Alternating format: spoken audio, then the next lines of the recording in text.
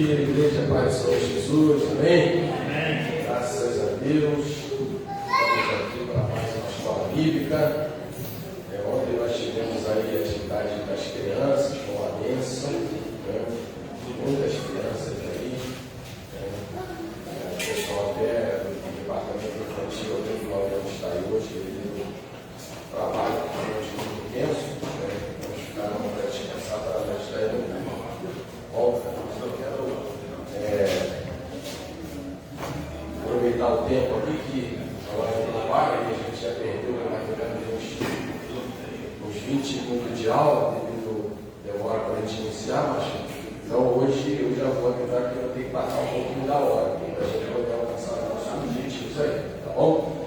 Então vamos lá, hoje o assunto da terceira lição, no meu entendimento, é um dos assuntos mais importantes dessa revista, porque fala do arrebatamento da igreja, que é o que mais nos interessa. Ou seja, as demais coisas não nos interessam, mas o arrebatamento da igreja, como diz aí na introdução, é o evento mais esperado. Então, a gente, no final aí dessa aula, a gente precisa ter atingido pelo menos 3 objetivos: entender o significado do arrebatamento, a relação entre arrebatamento, grande tribulação, milênios, grandes temas do fim, discorrer sobre os milagres que ocorrerão durante o arrebatamento, renovar a esperança de que o futuro será melhor para todos os que conhecem a Cristo como Salvador. Tá? Então, como eu disse antes, a gente já falou sobre a volta do Senhor, na lição número 2, e os sinais dos tempos do fim. Tem pessoas que confundem o arrebatamento com a volta de Jesus no sentido de uma revelação para toda a humanidade. O arrebatamento ele é um evento específico para a igreja. Então, antes de falar sobre o arrebatamento, eu vou fazer aqui uma breve explicação sobre as 70 semanas de Daniel, para nós vermos onde nós estamos realmente enquadrados no arrebatamento. E aí depois nós vamos entrar falando sobre a diferença entre o arrebatamento e a volta de Cristo revelada para toda a humanidade. A gente tem que entender essa diferença aí, mas deixa eu ler a introdução aqui, e aí já vou pedir, se puder já botar aqui o slide das 70 semanas de Daniel. Eu não sei se vai ficar muito bom. Ficou, porque foi uma fotografia que eu tirei. Então vamos ler aqui. Dentre os grandes temas registrados nos 66 livros da Bíblia, a doutrina do arrebatamento destaca-se por sua importância, 3 coisas aqui, sua importância, finalidade e papel que exercerá no plano perfeito determinado por Deus. Então, ela se destaca como uma importância maior, ou a maior relevância, porque por causa da sua finalidade. Qual a finalidade do arrebatamento? Para você entender isso. Por que a igreja vai ser arrebatada antes da grande tribulação? Então, qual a finalidade do arrebatamento da igreja? Segundo, o papel que exercerá no plano perfeito determinado por Deus. Ou seja, o que o arrebatamento da igreja vai assinalar, ou vai nos fazer perceber sobre a questão do plano perfeito de Deus estabelecido. O cenário profético assinala o arrebatamento como o primeiro grande evento escatológico. Então olha só que coisa interessante. Nós vimos na primeira aula os sinais dos fins dos tempos. Então veja, nós estudamos sobre os sinais. Os sinais ainda não são eventos, são somente situações que apontam para o arrebatamento da igreja, para a revelação do anticristo e para o início dos juízos de Deus sobre a humanidade. Tá? Então é importante a gente entender que o primeiro grande evento escatológico, então para quem ainda não sabe o que escatologia significa, estudo dos acontecimentos das últimas coisas. Tá? E não é só o Apocalipse que fala de escatologia. A Bíblia é um livro escatológico. Tá? Durante todo o tempo você vai ver Deus falando através dos profetas, através da lei, através de toda a história do povo de Israel. Ele vai estar apontando para esses eventos escatológicos. Né? E outra coisa, Apocalipse não significa livro, o significado da palavra Apocalipse não significa escatologia, não. É livro da revelação. Por quê? Porque você vai olhar Daniel, né, quando termina o livro de Daniel, o Senhor diz que Daniel sela as palavras desse livro, porque as coisas ainda vão acontecer no tempo do fim. Quando você chega em Apocalipse, você vai ver ele dizendo para João, não cele mais as palavras, né, porque já estava sendo revelado tudo ali para a gente. Tá bom? Vou continuar a leitura aqui. Se alguém tiver alguma pergunta, eu vou te pedir o seguinte favor, anota, tá? Anota, e aí no final da aula, a não ser que seja algo assim, meu Deus, eu tenho que ouvir agora, tem que ser agora, senão eu vou esquecer, anota, e aí no final da aula, a gente vai pontuando ali as coisas para a gente ganhar tempo, tá bom? A verdade bíblica acerca deste assunto essencial à fé cristã, tá? Então vamos rapidinho aqui, dar aqui uma explicação rápida aqui sobre as 70 semanas de Daniel, depois a gente entra ali. Então, abre a tua Bíblia aí em Daniel, capítulo 9, nós vamos ver aí do versículo 24 ao 27. Aí eu vou pedir ao Rio aquela voz de trovão, faça essa leitura para a gente, para me ajudar.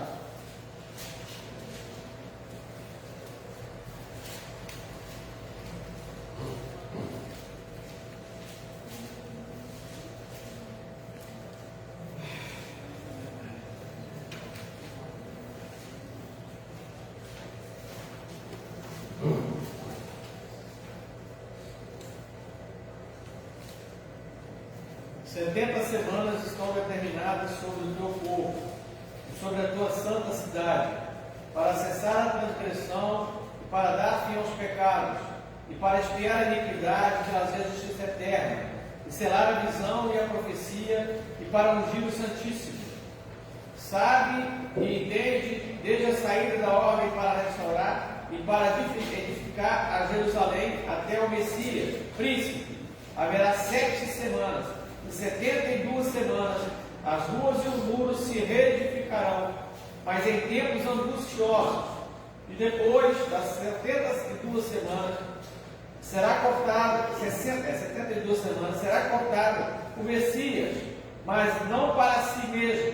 E o povo do Cristo, que há de vir, destruirá a cidade e o santuário, e o seu fim será como a inundação, e até o fim haverá guerra. Estão determinadas as assolações, e ele firmará aliança com muitos por 1 semana, e na metade da semana fará cessar o sacrifício e a oblação, e sobre a asa das abominações virá o assolador, e isso até a consumação, e o que está determinado será derramado sobre o assolador. Então vamos lá. Doideira.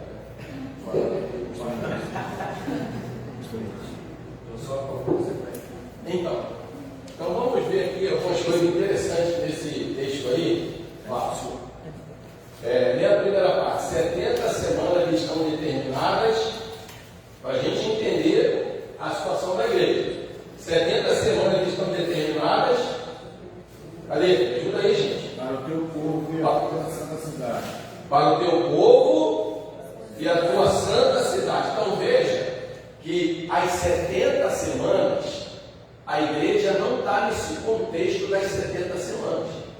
70 semanas são, é importante a gente entender que são semanas de anos, tá? Então cada semana tem 7 anos, tá? Isso aí é uma visão profética, né? De Israel, dos teólogos, que a Bíblia vai mostrando ao longo de toda aos textos escritos, né? Desde a lei, das festas, sempre coloca essa questão das semanas, né? Como semanas de anos. Então 70 semanas não significa 70 semanas de 7 dias, tá? São 70 semanas de 7 anos, tá? E diz que é sobre quem? Sobre o povo e sobre a cidade. Então a igreja está fora disso. Aí você vai entender por que desse ato aqui, tá? Você vai entender isso aí, tá? Então vamos lá. Então, quando que começou a fazer essa contagem, né, das 70 semanas? Aí antes de falar disso, diz aqui, ó, essas semanas, qual vai ser a finalidade dela? Extinguir a transgressão, dar fim aos pecados, expiar a iniquidade e trazer a justiça eterna, selar a visão e a profecia e ungir o Santo dos Santos. Então você vai entender que todo esse processo aqui, ele vai ocorrer até o momento, né, da unção do Santo dos Santos. É quando Jesus realmente depois ele vai aparecer a toda a humanidade e vai restaurar todas as coisas e cumprir a promessa para Israel, tá? E aí esse período ele começa, né, ele primeiro tem 7 semanas, tá? 7 semanas que são o quê? 49 anos, 7 vezes 7, 49, tá? Isso começa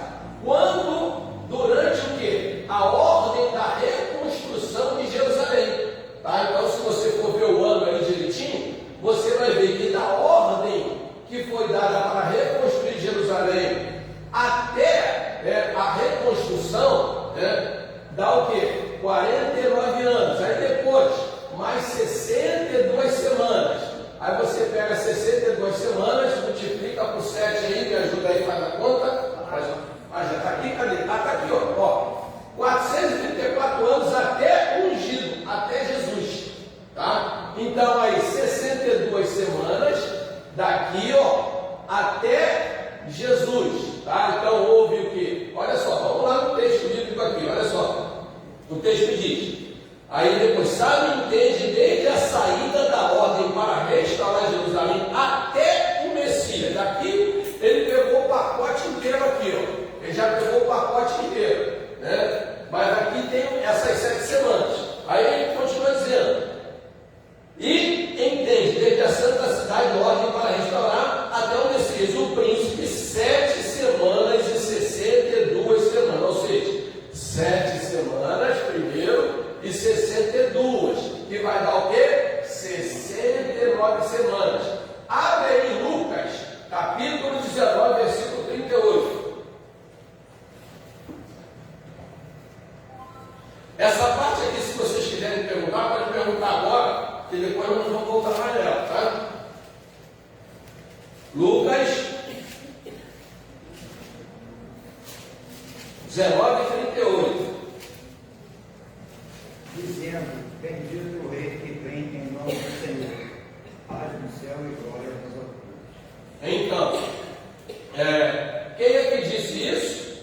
Quem que disse isso? Foi quem? Foi o povo, né? Olha aqui, ó, foi a entrada de Jesus, quando Jesus entra de forma triunfal em Jerusalém.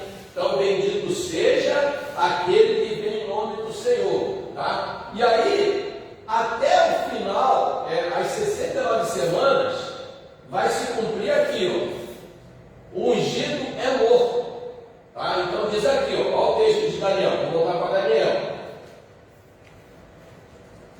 Tem uns teólogos que colocam essa aqui até ungido, coloca até o batismo de Jesus, aí dá uma diferençazinha de ano, né? Tem outros que colocam até a morte de Jesus, mas aí vamos lá em Daniel, vamos ver o que Daniel diz. Me ajude aí, por favor.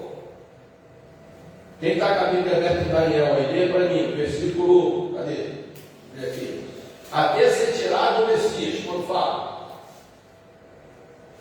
Daniel 9, 26. Depois das 62 semanas será cortado o Messias. Então, ó, depois dessas 62 semanas, tá? O Messias será tirado, ou seja, a morte de Jesus. Mas teve as 7 semanas anteriores. Então, aqui, ó, será tirado o Messias. Aí aqui entra um hiato, que é o tempo em que o relógio de Deus para. O relógio de Deus para por quê? Porque entra a era dos gentios, que é a era da igreja. Aí eu vou pedir você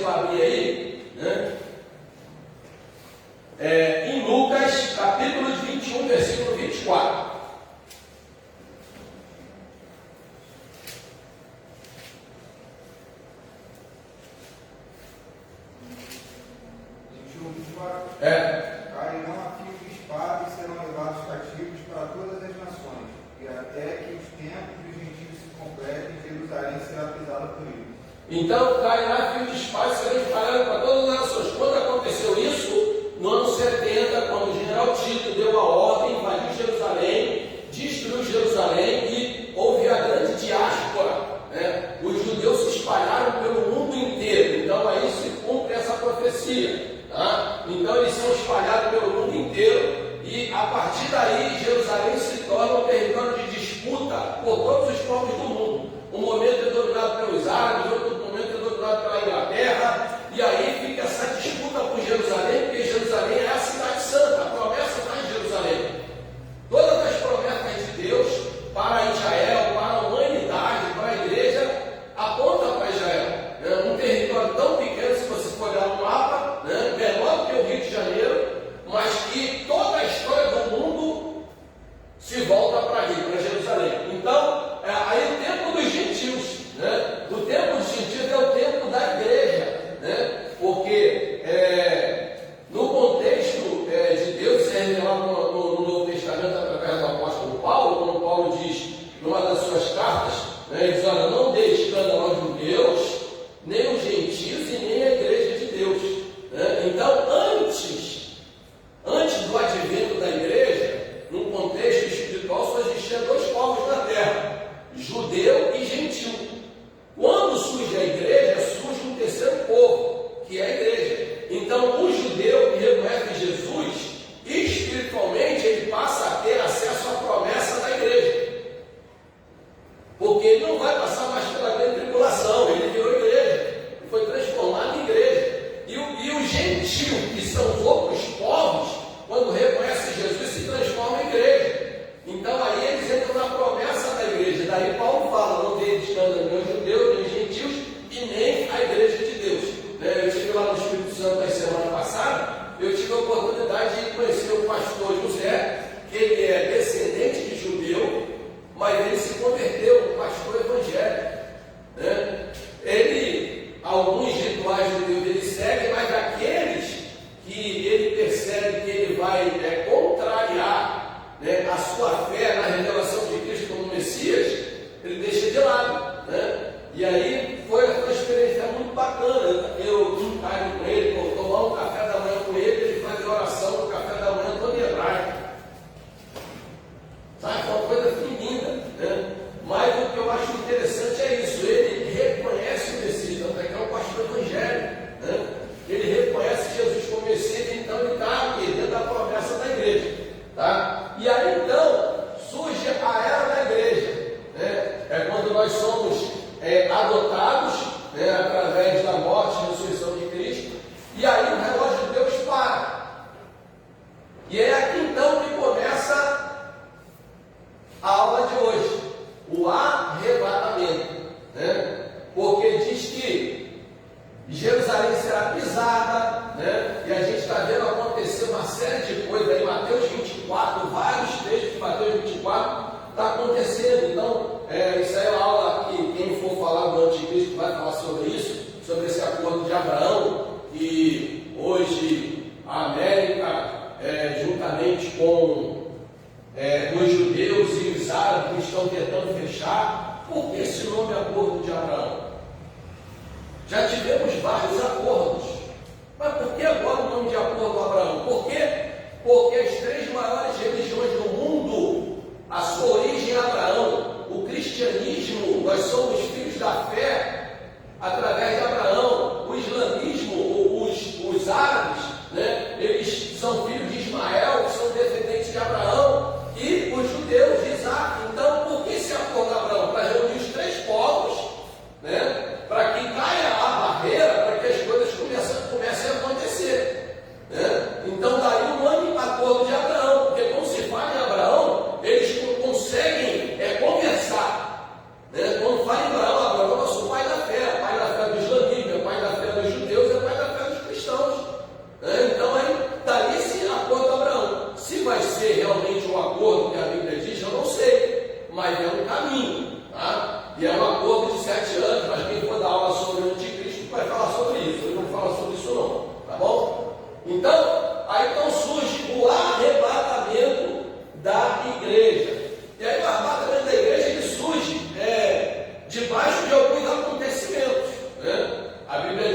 ninguém sabe o dia nem a hora, depois a gente vai falar sobre isso, mas o Senhor deixa alguns sinais, né?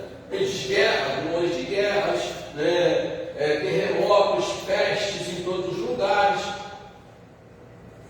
Irmãos, nunca houve em toda a história da humanidade uma pandemia global igual a Covid. Nunca houve. Né? Nunca houve. O mundo inteiro parou por causa da epidemia. Tá? Então já teve outras pestes, mas eram em regiões separadas. A Covid, ela atingiu toda a humanidade, ricos, pobres, né? Quem estava lá na mata, quem estava nos grandes centros urbanos. Então isso é um sinal, porque a partir das coisas que vão acontecendo, a gente vai ver que agora está acontecendo a crise global. Hoje a gente está nessa crise econômica, né? Global, né? Porque antigamente cada país tinha as suas áreas de produção, de investimento, mas não tinha essa conexão a nível mundial. Então hoje, se, por exemplo, os Estados Unidos querem taxar todo mundo aí, mas ele percebeu que ele também não tem esse poder todo. Por quê? Porque ele depende do Brasil para algumas coisas, ele depende da China para outras coisas, né? Ele depende da Rússia para outras coisas. Então, ninguém tem hoje a hegemonia dentro da geopolítica mundial, ninguém tem essa hegemonia. Os Estados Unidos tem um poderio militar gigante, tem um poder grande da economia, mas ele não pode sozinho carregar tudo. Então ele precisa de parceiros, né? E essa parceria acontece como? Através de acordos. É por isso que a Bíblia diz que haverá um acordo. Entendeu? Mas, para quem for dar aula lá do Anticristo, vai falar sobre isso. Agora, arrebatamento da igreja. Então vamos entrar aqui agora. Dentro do contexto do arrebatamento da igreja, a gente precisa entender o seguinte: tem 3 escolas teológicas sobre o arrebatamento da igreja. Tá? Então tem a escola, né, que é a mesotribulacionista, que o pessoal diz, eu vou falar da nossa depois, que é aqueles que creem que a igreja vai ser arrebatada no meio da grande tribulação. Então eles acham que, por exemplo, a igreja ela vai fazer parte daquele acordo de paz inicial do anticristo, tá? Mas no meio, quando o acordo for quebrado, né, está em Daniel, aí a gente leu, aí nesse meio que a igreja é arrebatada. Tá? Mas só quando a gente olha a Bíblia, a gente vai perceber que há alguns textos da Bíblia que pode dar esse entendimento. Mas a grande maioria dos textos da Bíblia, né, apontam para o arrebatamento da igreja antes da grande tribulação. E tem aqueles outros que creem que a igreja será arrebatada após a grande tribulação.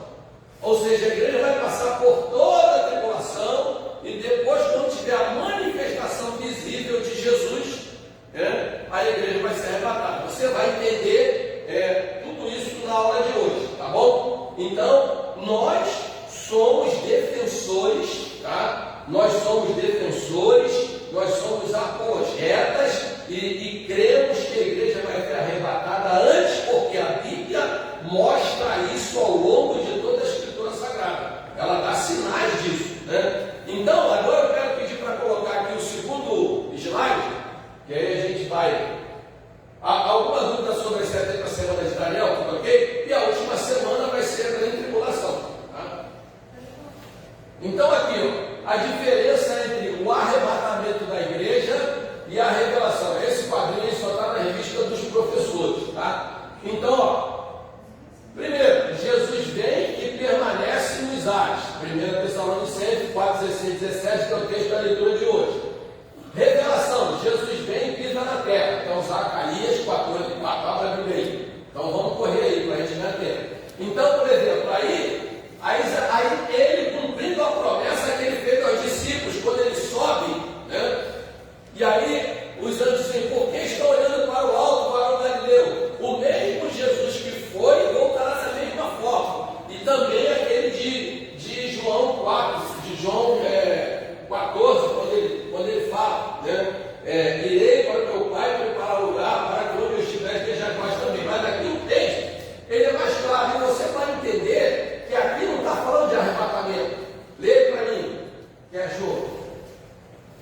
Naquele dia, os seus pés estarão sobre o Monte das Oliveiras, a leste de Jerusalém, e o monte dividirá ao meio, do oriente para o ocidente, e haverá um vale muito grande, e a metade do monte será retirado para o norte, e a outra metade para o sul. Então, aqui é a revelação, é quando a Bíblia diz que todo olho verá e toda língua confessará que Jesus é o Senhor. Então, quando ele pisar no Monte das Oliveiras, né, inclusive o Monte das Oliveiras já começou a ser rachado. Já viu alguma reportagem aí? Já tem uma rachadura no Monte das Oliveiras, né? Inclusive tinha um hotel muito famoso que queria colocar uma instalação lá no Monte das Oliveiras. Quando o dono do hotel olhou essa passagem, ele falou: opa, não vou investir nada aí, eu vou investir em outra área de Jerusalém, aí não, tá? Então aqui é o texto que diz: quando Jesus ele aparecer e descer, sendo revelado a toda a humanidade, e a Bíblia diz: todo olho verá e toda língua confessará que Jesus é o Senhor. Aí tem pessoas que acham que não, o pessoal vai ver Jesus pela internet. Não, irmãos, ele é onisciente, onipresente, ele tem todos os lugares ao mesmo tempo. Então ninguém vai ver, não vai ser pela internet nem pela televisão, não. Todo olho verá, a humanidade verá Jesus descendo no Monte das Oliveiras. E aí, quando ele pisa, o monte se abre, e aí abre um vale para onde Israel vai fugir, porque os exércitos do mundo estão perseguindo Israel, então Israel vai fugir por aí. Então, esse acontecimento é diferente desse. Nesse, Jesus não aparece, a igreja é raptada. Nesse aqui, Jesus se revela e começa a fazer o plano de redenção de Israel. Aqui, Jesus vem buscar os santos. 1 Tessalonicenses 4, 16, 17. Nós lemos, vamos ler de novo. Ele vem com os santos. Aí você vai entender. Aqui, a igreja já foi arrebatada e aqui a igreja está voltando com ele para reinar com ele em glória na terra. Olha a diferença. Então, abra aí 1 Tessalonicenses. Me ajudem. 3,13 e o outro abre em Judas 14. Rapidinho, ajuda aí, gente. Vamos correr com a Bíblia aí. Para confortar os vossos corações, para que sejais irrepreensíveis em santidade diante do nosso Deus e Pai. 1 Tessalonicenses 3,13. 3,13. Então, para quê? Para onde? Lê de novo.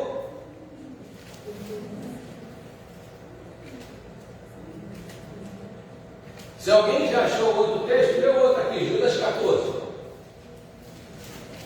Desses profetizou também Enoque, sétimo depois de Adão, dizendo: eis que é vindo do Senhor com milhares de seus anjos.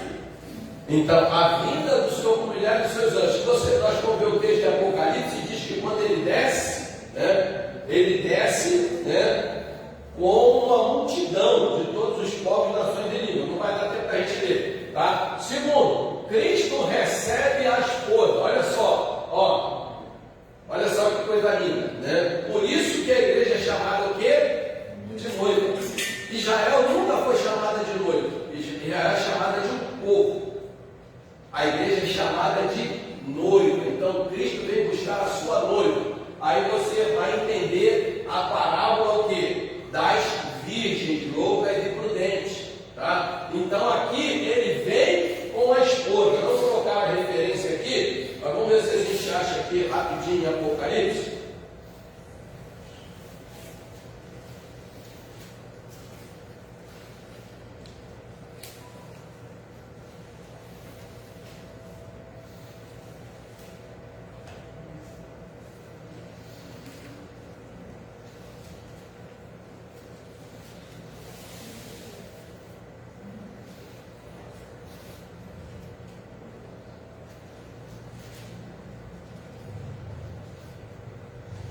Depois eu procuro para dar essa resposta para você, para a gente não perder tempo, tá bom?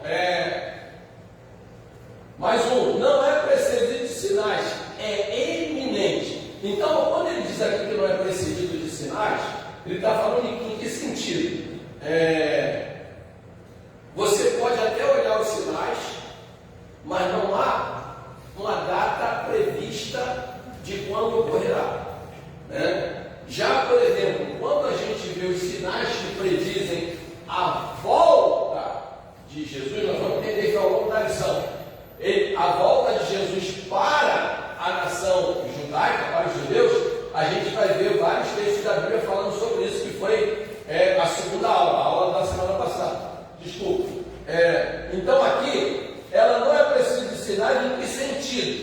de nós virmos olhando ó e tal, mas esses sinais para Israel, eles acabam sendo sinais para nós também. Não obstante a isso, né, ela será algo eminente, será algo de repente, né? Então, a gente pode estar até acompanhando o sinal, mas de repente, um daqueles sinais que as pessoas esperavam que fosse o arrebatamento, é um sinal para a volta de Jesus, para a redenção dos judeus. Quer ver um erro que muitos teólogos cometem, né? Quando diz, lá em Mateus 24, e esse evangelho do reino será pregado em todo mundo, então virá o fim. O arrebatamento da igreja não é o fim.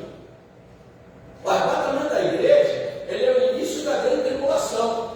Tem dois detalhes nesse versículo. Primeiro, o arrebatamento da igreja não é o fim, mas o começo da grande tribulação, e de Deus tratar com. Aí é importante você entender, porque você vai entender mais uma vez, porque a igreja não passa pela grande tribulação. Por quê? A grande tribulação é para o quê? Para os incrédulos, os apóstatas e os judeus. Hein? Sabe? Entendeu? Não é para a igreja. Mas só que aqueles que estão na igreja estão dispersos, estão negligenciando, eles vão passar pela grande tribulação. E aí diz que o evangelho do reino, qual é o evangelho que nós estamos pregando agora? Me ajudem, gente, tem medo de errar. Qual é o evangelho que nós pregamos agora? Não, pregamos o evangelho da graça. O evangelho do reino só é pregado quando o rei está presente. Entendeu? Então o evangelho do reino ele foi pregado quando Jesus estava na terra. Ele disse, esse evangelho do reino será pregado. Então até o fim, depois que Jesus subiu, nós passamos a pregar o evangelho da graça. O evangelho do reino vai voltar a ser pregado novamente, só o quê? Quando Jesus for governar, implantar um milênio na terra. Jesus vai estar de novo aqui. A Bíblia diz que todas as nações do mundo vão a Jerusalém para aprender a lei. Então o evangelho do reino só vai ser pregado depois da grande tribulação, só no milênio, porque o rei vai estar aqui reinando em terra, cumprindo uma promessa que ele fez a Israel. Entendeu? Então até na grande tribulação a graça de Deus vai estar revelada ainda. Sabe por quê? Porque vai ter salvação. Só que a salvação na grande tribulação não vai ter mais simplesmente você confessar Jesus e vir para a igreja e ser fiel a Ele, não. Na grande tribulação, a salvação, a Bíblia diz o quê? Que todos terão, na Apocalipse, todos terão que aceitar a marca, porque ninguém vai comprar ou vender. E quem não aceitar, ele será degolado. A Bíblia diz, quando as almas, eu acho que, deixa eu ver aqui, Apocalipse número 14, deixa eu ver aqui. Me ajudem aí. Aí a inteligência artificial pode nos ajudar a achar um texto bíblico. Quando diz assim, ó, quem são estes que estão debaixo da tribulação? São aqueles que vieram de grande tribulação. Quer ver? Me ajudem aí. O pessoal está até com medo de consultar a inteligência artificial agora, depois das coisas que eu falei. Irmão, para consultar você pode, você não pode preparar o sermão.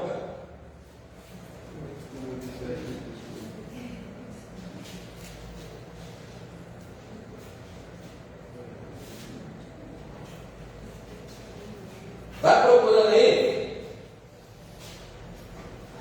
Deixa eu ver aqui.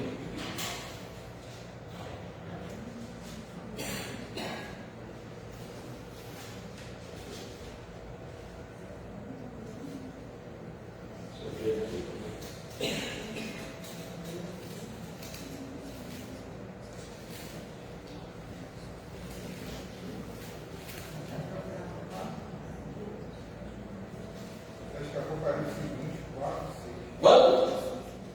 Apocalipse 20, versículo 4 e 6. Eu acho que é 7, 14. Então, vamos ver, o primeiro 20, e vi a alma daqueles que foram degolados, é isso aí, essa é uma delas. E vi a alma daqueles que foram degolados pelo testemunho de Jesus e pela palavra de Deus, que não adoraram a besta. Então, ou seja, está falando do sistema implantado pela besta na grande tribulação, está falando dos mártires da igreja primitiva, está falando daqueles que não adoraram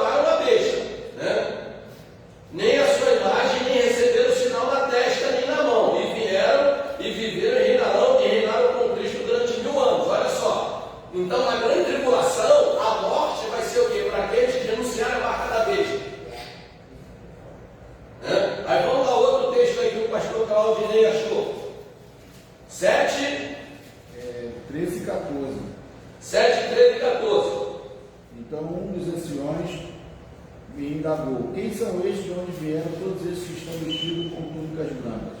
Eu respondi: ó Senhor, tu sabes. Então ele afirmou: estes são os que vieram da grande tribulação e lavaram suas vestes e as alvejaram no sangue do Cordeiro. Ou seja, eles vieram da grande tribulação, então haverá salvação na grande tribulação. Vai ter que negar a marca da besta e vai ser degolado. Né? Então vamos lá. Então aí com carinho, fala assim: olha, se prepara para arrebatamento que é melhor.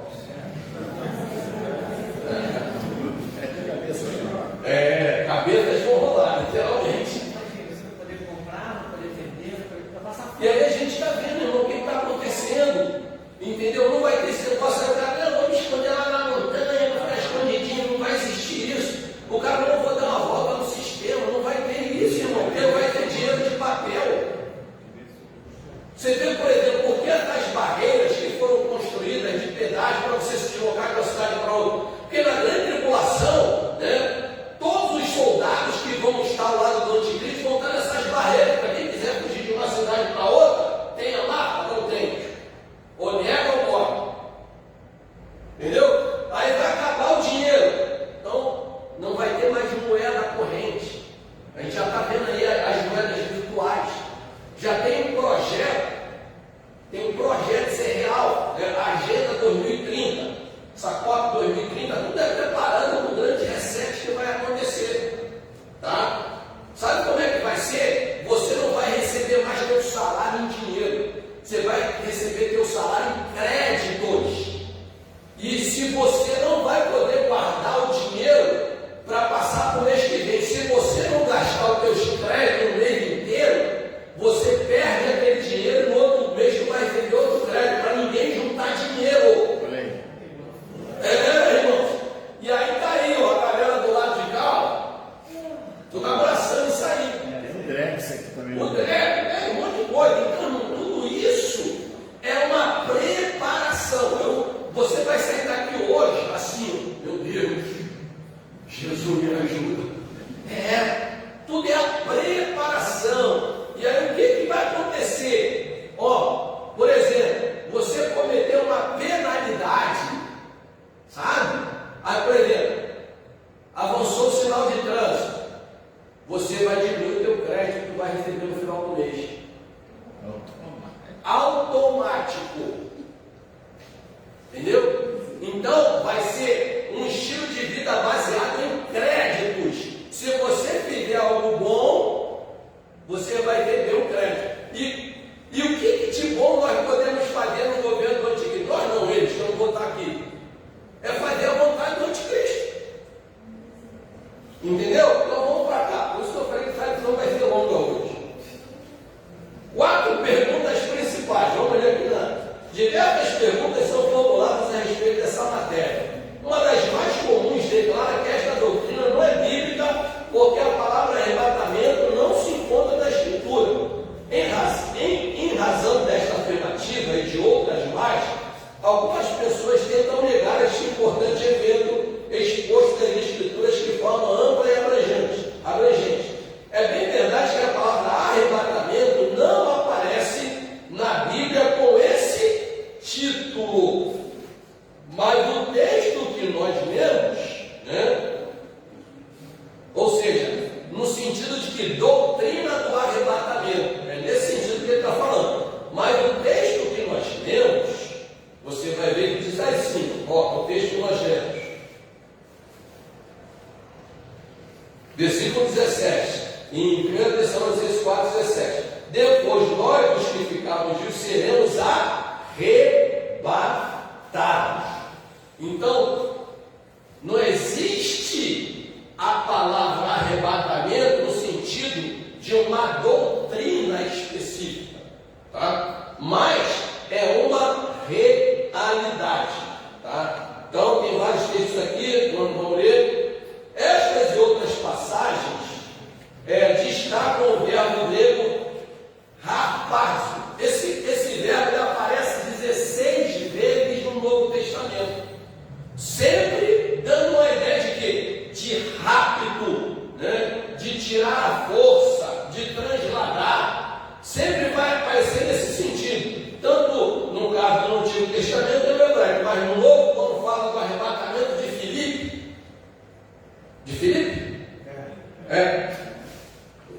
o verbo usado é esse. Quando ele está pregando lá e de repente ele é transladado, ele é arrebatado para outro lugar. Então, a Bíblia mostra vários acontecimentos que apontam para o arrebatamento da igreja. Quer ver? Então, diz o que lá em Mateus 24. Vamos lá, em Mateus 24. Aí você vai. Mateus 24 diz o quê? Assim como foi nos tempos de Noé. Mateus 24. Ó.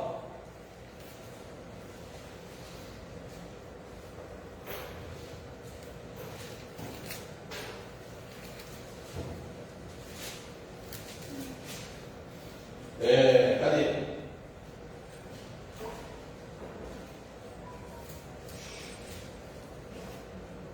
Eu estou em Lucas, eu não estou achando. Mateus 24, ó.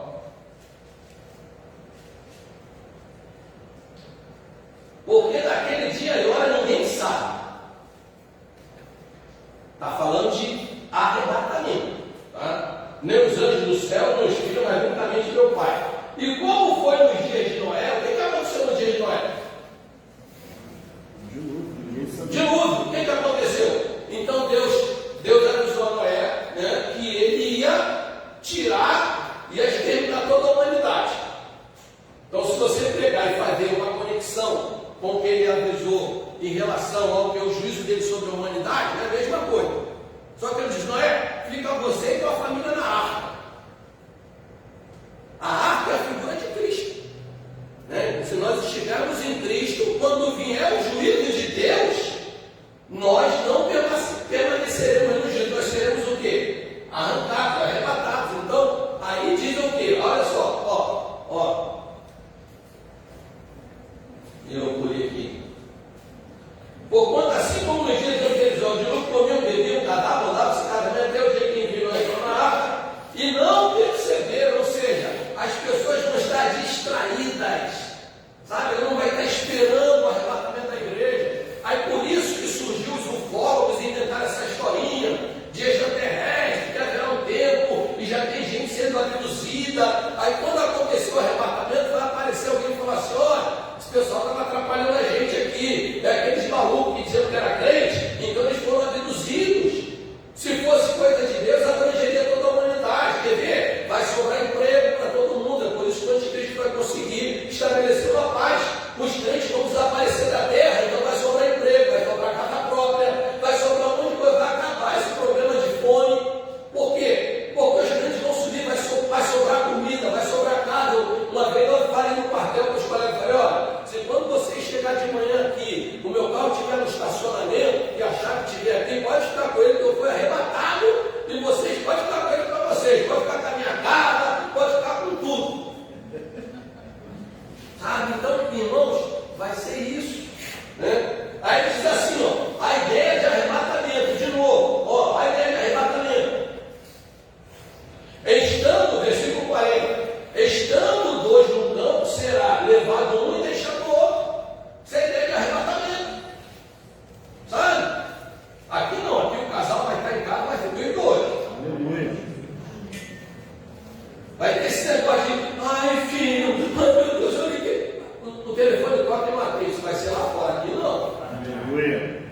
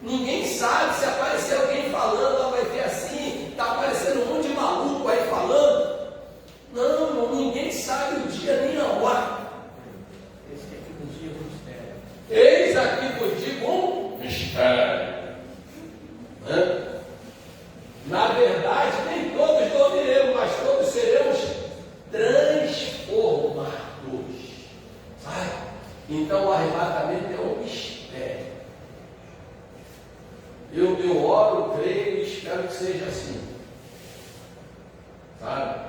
Porque vai ter muita igreja que quando os irmãos chegarem na igreja, a igreja vai estar fechada porque o pastor não abriu a igreja. O segundo também, que tinha a chave da igreja, não abriu. O zelador também, que tinha a chave, foi embora. Mas algum irmão da igreja vai ficar esperando a porta da igreja. E o pastor não ligar para ele. Se é uma porta, ninguém atende. Ah, eu vou ligar para o vice. Toca, ninguém atende. Vou ligar para todo mundo que tem a chave. Eu ouvi, enlouqueceram, não abrir a igreja hoje. Não, a igreja não vai abrir hoje nunca mais, porque a igreja foi arrebatada. Aí vai aparecer alguém que vai começar o quê? Fazer o que já tem pastores fazendo. Sabia que tem pastores dando aula para ele pagar a igreja dele para passar pela grande tribulação, dando instrução? Tem, irmão. Seminários de como passar pela grande tribulação. Está amarrado em nome de Jesus. Eu não vou ficar aprendendo como passar pela grande tribulação, pelo amor de Deus. Não, tem que deixar uma cartilha. Tem que deixar uma cartilha, porque o pessoal que vai ficar para a grande tribulação. Oh, meu Deus do céu. E aí vai ver a igreja do cara. Mais de não sei quantos mil membros. E a maior partilha está aqui, né? A cartilha está aqui, ó. Entendeu? Está dando aula aí para todo mundo, aprendendo como passar pela grande tribulação. Então, gente, ao abordar este assunto com a igreja, o apóstolo faz-nos entender que sua declaração são fruto de uma revelação divina, ou seja, o arrebatamento é uma revelação divina, sabe? É algo iminente, é um mistério, ninguém sabe quando vai acontecer, né? A volta de Jesus para Israel tem sinais. Tem sinais, por exemplo, ó, aí a Bíblia diz que quando lá em Daniel fala quando vai ter um momento que a figueira vai começar a florescer, em Mateus 24 também fala isso aqui. E aí ele diz que quando a figueira começar a florescer, então vocês sabem que estão chegando o verão. Assim será a volta do Filho do Homem. Não está falando de arrebatamento, está falando da volta de Jesus em glória para Israel. E aí ele diz assim, olha só, hein? Ó, aí ele diz assim,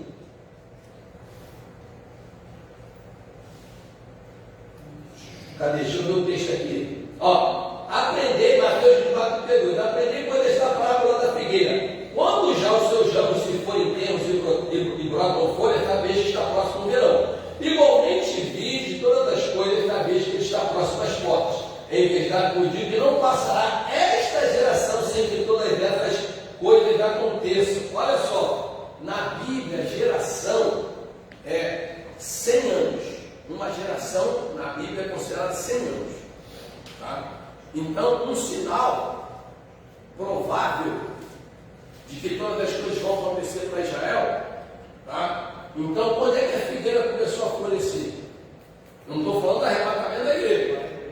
48. A geração da figueira que começou a florescer vai completar 100 anos em 2048. Isso é forte. Isso aí tem que deixar o pessoal atento.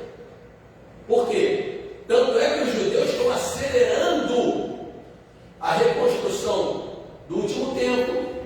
Tanto é que eles foram buscar as 3 bezerras vermelhas lá na América. Eles descobriram um cristão que eu acho que em 2013 começou a criar bezerras vermelhas, que a bezerra vermelha ela é um sinal de que o Messias dele está voltando, e eles têm o quê? Essa bezerra vermelha, número 19, fala sobre ela.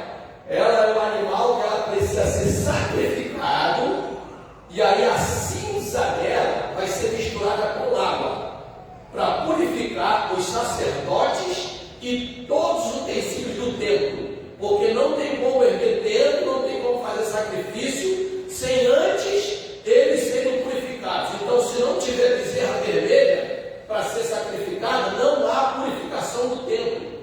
Isso estou falando dos judeus, tá? E aí essa bezerra, esses três bezerros vermelho, aí você fala, é vermelho escarlate? Não, é aquele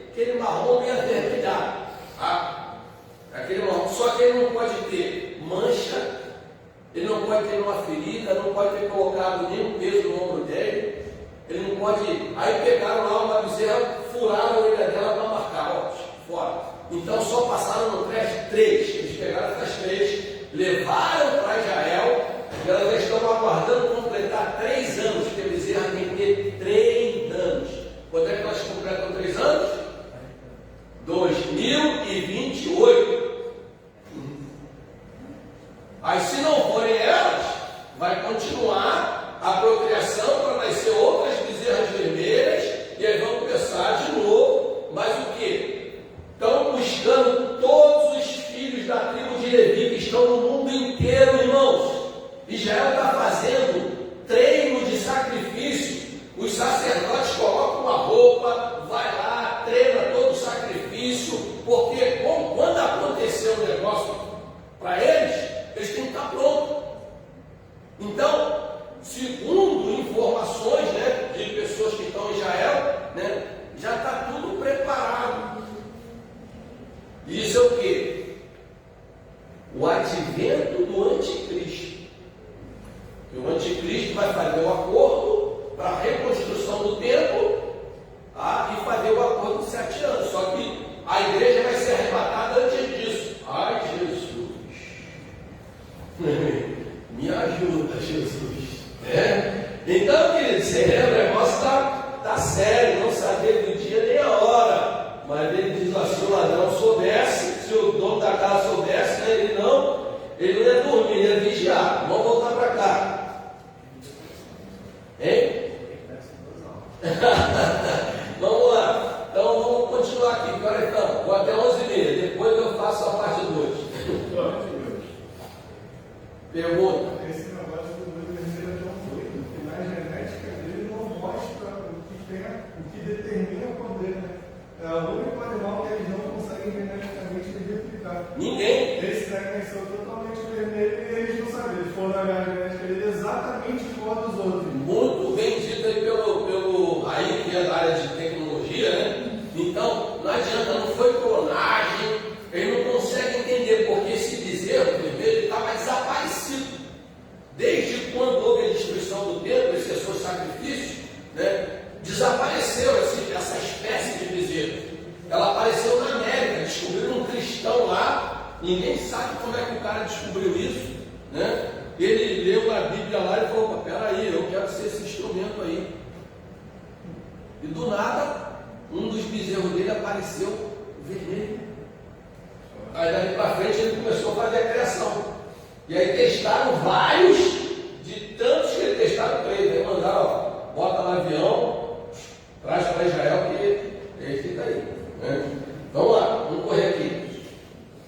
O arrebatamento será o rapto, o levantamento, a ascensão, a transladação dos salvos com corpos transformados e glorificados, quando a trombeta de Deus soar. Aí, outra coisa aqui, né? Então, 1 Tessalonicenses 4,16, e tem outro texto, que é tanta anotação aqui na minha revista, eu não queria ler.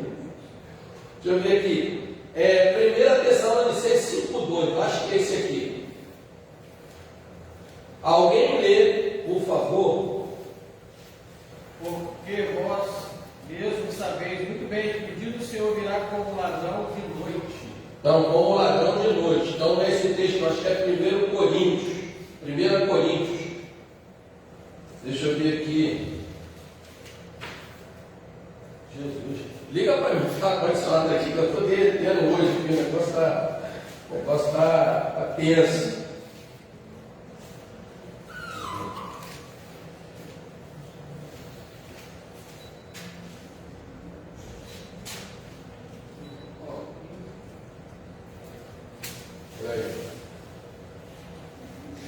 E agora, irmãos, deixa eu ver aqui, ó. 1 Coríntios 15:52. No momento do abrir e fechar de olhos, ante a última trombeta, porque a trombeta soará, os mortos ressuscitarão incorruptível e nós seremos transformados. Olha só que coisa interessante. Primeiro, em Apocalipse 4,17, em 1 Tessalonicenses 4,17, diz o quê? Diz o quê? Deixa eu ver aqui. 17 não, o 16. E com a voz de arcanjo e com trombeta de Deus. E os que morreram em Cristo ressuscitarão primeiro. Certo? E aí quando você chega aqui, em 1 Coríntios diz, ante a última trombeta. Então, por isso que alguns dizem que o arrebatamento da igreja será na grande tribulação. Porque diz ante a última trombeta, ou seja, as trombetas, elas começarão a tocar no contexto do início da grande tribulação, após o arrebatamento da igreja. E a última trombeta, quando termina de tocar a última trombeta, vamos para Apocalipse.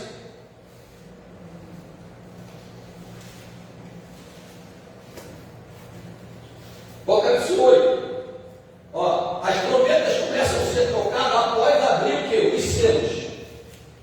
Então, abre o sétimo selo, tá? Então, primeiro Jesus vai lá, tira o lacre dos selos e abre os selos. Começa a revelar o juízo de Deus sobre a humanidade. E aí, a partir do último selo, começa a se tocar as trombetas, né?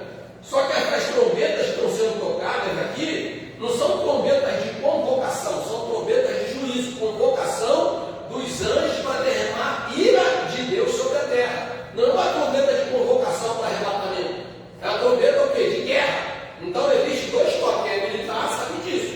Existe um toque de corneta para você se reunir, né, para a formatura, e tem um toque de corneta para você entrar em batalha. Então, a trombeta que 1 Tessalonicenses está dizendo, não é a trombeta de toque de batalha, é a trombeta de convocação da igreja, que só a igreja vai ouvir esse toque. Entendeu? É igual, por exemplo, eu hoje como militar, eu já saí da força. Se eu estiver passando em frente de quartel e deu toque de sentido, eu vou continuar andando, irmão. Não estou mais na vida militar. Mas se eu estiver ali, eu vou rapidinho responder. Então é isso que a Bíblia está dizendo. Aqueles que se afastaram da comunhão não vão nem ouvir nem discernir a trombeta, mas aqueles que estão em comunhão plena, quando tocar a trombeta, aleluia, a gente vai ser arrebatado e estaremos para sempre com o Senhor dos ares. Aleluia. E aí outros vão falar assim: o que aconteceu? Cadê a irmã na saia? Subiu. Cadê a irmã Subi? Sumiu, desapareceu.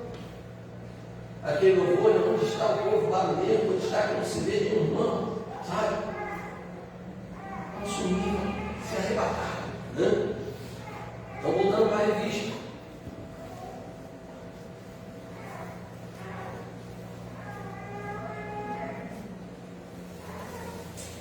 Qual o lugar do arrebatamento relacionado à grande tribulação? Né? Então vamos lá. O ponto de vista aceito pela maioria dos especialistas nas profecias escatológicas defendido na escola pré-tribulacionista, os salvos que ressuscitarão e os vivos salvos que serão transformados serão arrebatados antes da grande tribulação que abrangerá o mundo inteiro. Ou seja, o arrebatamento vai ser um evento mundial, onde tiver um crente lavado e remido pelo sangue do Cordeiro, e tocou a trombeta e sumiu. É um evento mundial, não tem um local específico. Aí olha só que coisa interessante. A volta de Jesus, ainda que seja um evento mundial, tá? Todo olho verá e toda língua confessará que Jesus é o Senhor, mas esse evento vai acontecer em um local, no Monte das Oliveiras, como nós lemos lá em Zacarias 14. Então esse evento da volta de Jesus na revelação plena, ele vai acontecer onde? Em Jerusalém, porque a promessa que ele fez para os judeus é que ele vai chegar lá. E a Bíblia diz que quando ele descer, ele vai mostrar suas mãos curadas. E aí que Israel vai reconhecer que o Messias que eles rejeitaram é o mesmo que voltou para resgatá-los. Então ali haverá conversão plena dos judeus. Tá? Então, onde será o arrebatamento? Abrangerá toda a humanidade. Onde tiver um crente lavado e remido pelo sangue do Cordeiro. As principais provas bíblicas que fundamentam este ensino podem ser acessadas nos seguintes textos. Tem vários textos aqui falando sobre o arrebatamento. E aí é interessante, né, a gente se pegar a algumas questões. Apocalipse capítulo de número 4. Né?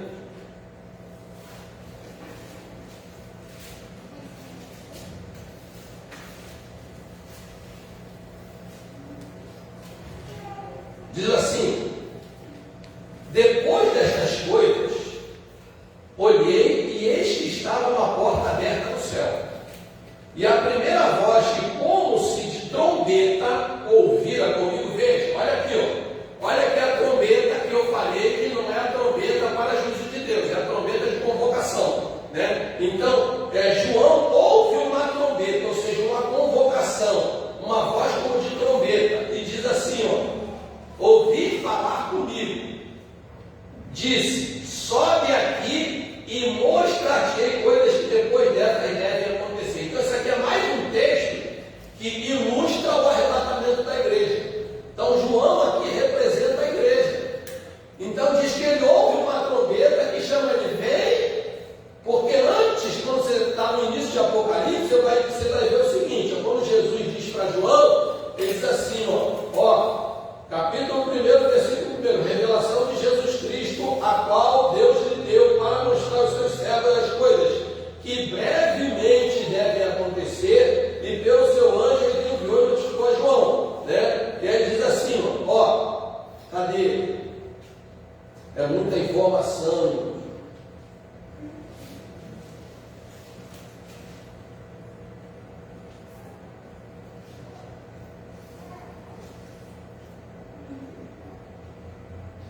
Aqui, capítulo 1, versículo 10.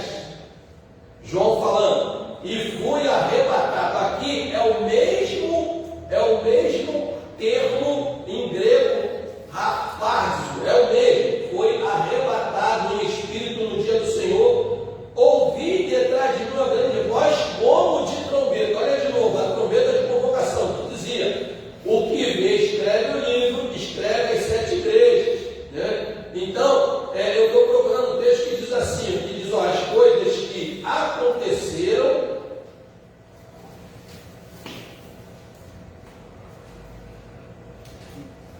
não estou achando aqui agora. Então, aí o que acontece? João, ele ouve uma voz como de trombeta convocando ele para olhar lá de cima as coisas que vão acontecer na terra após o arrebatamento da igreja. Ou seja, a igreja, ela não estará mais na terra no período da grande tribulação. A igreja vai estar lá de cima, né? Vai ter uma lição falando sobre isso, eu não vou entrar nisso agora, que é sobre as bodas do Cordeiro, né? Que é onde a igreja vai comparecer perante o tribunal de Cristo, não para ser julgada, mas para receber seus galardões, né? Mas aí vai ser uma outra lição, tá? Então vamos correr aqui. Cremos na doutrina pré-tribulacionista, mais uma vez aí o escritor afirmando, baseada em provas bíblicas robustas e incontestáveis, as quais indicam claramente que o arrebatamento ocorrerá antes do período tribulacional. A gente vai ver vários textos, por exemplo, vamos lá, 1 Tessalonicenses 5:9, abre aí. Se você não achar, eu vou achar antes de você. 1 Tessalonicenses 5:9.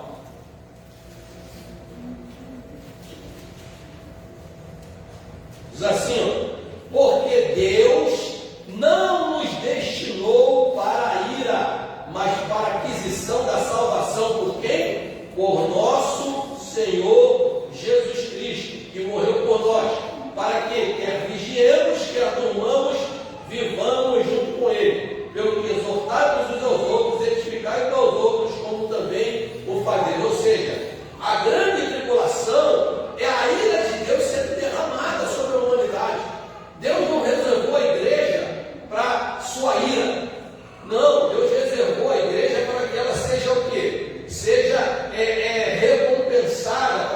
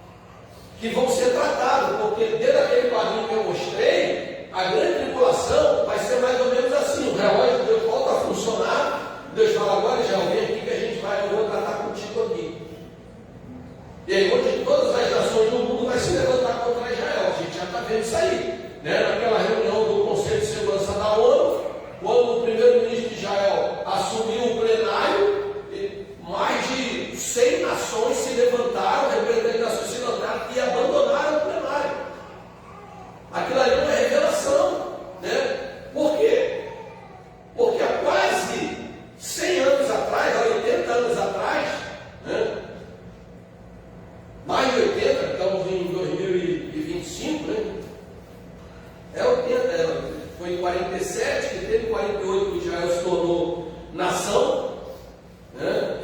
Então faz aí, quem é bom de matemática, faz a conta aí para mim rapidinho, tá? Então, aí quando chega no Conselho de Segurança da ONU, antes teve uma reunião da ONU, onde algumas nações se reuniram, reconhecendo o Estado palestino.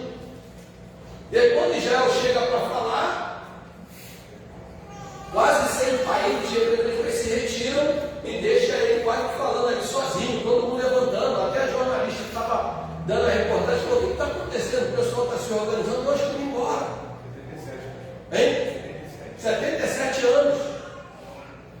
Aí para quem gosta de numerologia, né? 7 duas vezes, meu Deus. Os místicos, né? Mas então é isso, irmãos. Então, nós vamos parar aqui. Quem participar do arrebatamento? Vou parar no ponto 3, vou falar o ponto 4, a gente vai ficar o 2 e o 3 para a próxima aula, né? Daniel 2. Então diz aí, quem participará do arrebatamento? Todos os mortos salvos por Cristo serão trazidos pelo Senhor. É uma outra informação interessante, né? Que todos os mortos com Cristo. Israel não morreu com Cristo, irmãos. Entendeu? Então a igreja não pode, quer dizer, não pode, Deus não vai colocar a igreja em pé de igualdade com Israel. Se Israel rejeitou o Messias, né? A igreja recebeu o Messias, se tornou filho por adoção, e aí Deus vai agora exercer juízo sobre a igreja. Não tem lógica, né? E a Bíblia mostra isso, né? Então, para que Deus estabeleceu o tempo dos gentios, então? Então, mesmo Israel rejeitando Deus, a coisa continua do mesmo jeito, e Deus depois vai dar um jeito em Israel. Não. Deus fala: Israel, fica no teu cantinho, você está debaixo da promessa das bênçãos de Abraão, tanto é que todo judeu, ele é bem sucedido, porque a promessa para os judeus é um reino na terra, a promessa para a igreja é um reino de eternidade. E aí, depois do arrebatamento, ele vai falar: olha, já vamos agora aqui, que terminou o tempo dos gentios, agora vamos voltar aqui para a gente tratar contigo de novo. E aí Jesus volta, mostra: olha, aquele que veio e morreu por vocês, sou eu, o prometido. E aí começa o processo de Israel, né? E aí a gente vê os que foram mortos com Cristo, todos os servos fiéis de Jesus que estiverem vivos serão transformados pelo poder de Deus e serão arrebatados juntamente com os que ressuscitaram. Irmãos, fique imaginando, quando eu passo na ponte Rio-Niterói, morreu muita gente aí naquela ponte, sabia? Aquele sistema de concreto que joga na água quando o cara se seca. Morreu muita gente, eu tenho certeza que morreu crente ali também, trabalhando naquela obra, né? Então, lá debaixo dos concretos, nem o corpo dele foi retirado para sepultar. Aí, quando tocar a trombeta, eles vão sair de dentro daquelas colunas de concreto. Meu Deus, hein? O crente que foi cremado vai juntar tudo, que a Bíblia diz que o quê? O que é mortal vai se revestir de imortalidade, e o que é corruptível vai se revestir de incorruptibilidade. Vai ser uma coisa extraordinária, sabe? Uma coisa que nunca aconteceu em toda a história da humanidade, nem na história do universo. Meu Deus, aí a gente fica de bobeira na igreja, sabe? Meu Deus, é coisa de tudo. Arrebatamento e revelação significam a mesma coisa, né? Então já mostrei naquele quadrinho que não significa a mesma coisa. Arrebatamento e revelação são dois acontecimentos distintos que ocorrerão com uma diferença de 7 anos entre um e outro. Ou seja, a igreja vai ser arrebatada antes da grande tribulação e o quê? A volta visível de Jesus no final da grande tribulação. O arrebatamento equivale ao dia de Jesus Cristo. Olha que coisa interessante, que a Bíblia fala do dia do Senhor e do dia de Jesus Cristo. Filipenses 1,6. Vamos lá, já estou acabando aí para a gente encerrar a primeira fase. Tendo por certo isso mesmo, que aquele que em vós começou a boa obra a aperfeiçoará até o dia de Jesus Cristo. Até o dia de Jesus Cristo, dia do arrebatamento, a obra que ele começou na igreja, ela vai ser aperfeiçoada agora no dia do arrebatamento, queridos. O dia do Senhor é dia de juízo. Jesus não vem como juiz para a igreja. Jesus vem como aquele que vai trazer as recompensas para a igreja, né? Ele vai vir trazer os galardões para a igreja, mas para os apóstolos, incrédulos e judeus que rejeitaram Jesus, ele virá, a Bíblia diz em Zacarias, como sabão do lavandeiro e fogo do ourives. O que o sabão faz? Ele vai lava, tira toda a impureza. E o que o fogo do ourive faz? Purifica o ouro. Como é que se purifica o ouro? No fogo. Sabe? Então Israel vai passar pelo fogo do ourive, vai ser purificado, vai tirar todo aquele pecado que está encostado e vai ficar só o quê? Só a essência. Por isso que a Bíblia diz que os remanescentes. E aí fala dos 144 mil, que não são os testemunhos de Jeová, os 144 mil. Tá? Uma vez o testemunho de Jeová chamou uma cara, não, nós somos 144 mil. Eu falei, então vai ficar um montão aí. Eu sei se eu quanto testemunho de Jeová no mundo inteiro. Ah, somos mais de milhões, então só vai subir 144 mil, estão lascados. Então vamos encerrar aqui. A revelação equivale ao dia do Senhor, considerando como o dia da ira e da vingança de Deus. Irmãos, não queiram ficar na segunda chamada.